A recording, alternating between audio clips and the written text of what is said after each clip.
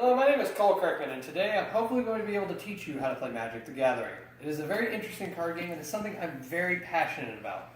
Magic the Gathering is a very wide and diverse card game, and I'm actually trying to become a judge for it. But even becoming a judge for it, you can't know everything. So hopefully I'm going to walk you through the steps and teach you how to play this game step by step. Starting the game, you have a beginning phase and a main phase 1.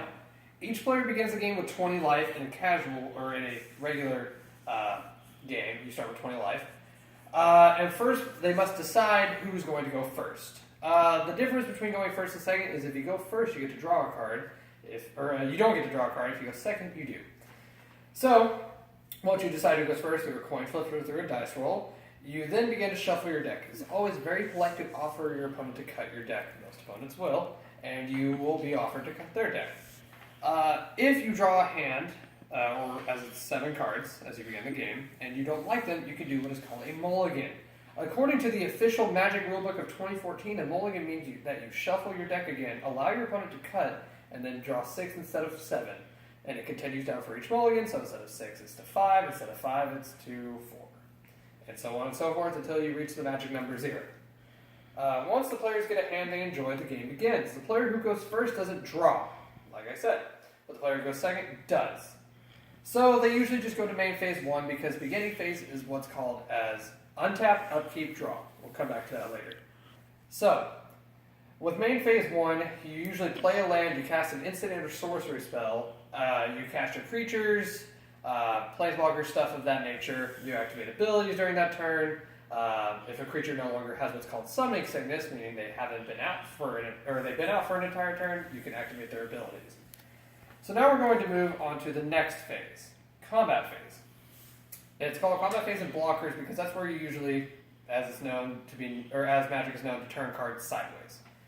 So, according to the Isle of Cards Beginner's Guides of October 7th, 2015, there are 5 parts to combat phase. The beginning of combat, announcing attackers, announcing blockers, combat damage, and the end of combat.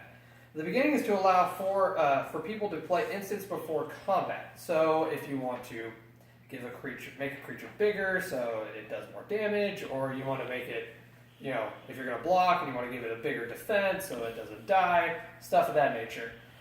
Declaring attackers occurs when the player taps their creatures, turning it sideways.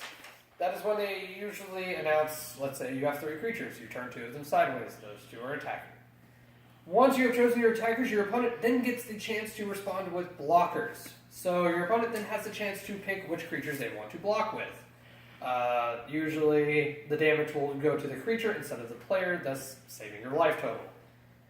After both the attacking and blocking creatures have been declared, combat damage happens. According to the official Wizards of the Coast website, creatures that weren't blocked hit the player or planeswalker directly for the number that is on the bottom right of the card. If there are blockers, the 2 creatures hit each other. If they hit each other for greater than equal to its toughness, those creatures are sent to the graveyard, or as some people call it, the discard pile.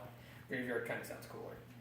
So now we're going to move on to main phase 2, which is exactly like main phase 1. This is main phase 2 and end phase.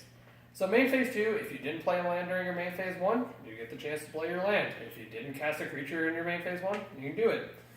So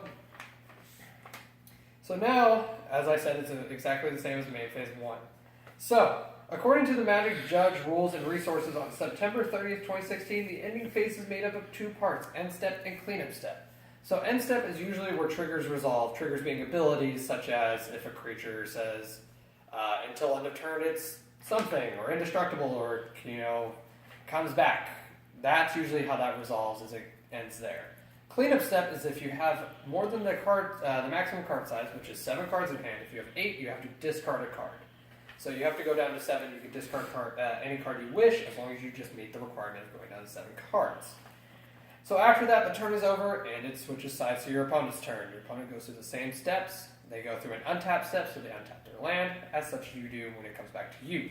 Now, in conclusion, these resources are ones that I, as a judge, use every day. I help people learn how to play the game, and I love teaching people more and more about the game every day so more people can play. Magic the Gathering is a great way to make friends, and it brings a lot of people together. When you go to tournaments and you go meet new people who share this common goal with you, It's very cool, and it's also incredibly awesome to kind of meet somebody that plays the same deck as you, and you ask them how's their take on things. So in conclusion, I hope you've learned something about this. I hope you now know more about Magic the Gathering, and maybe you're interested in playing. Thank you for listening.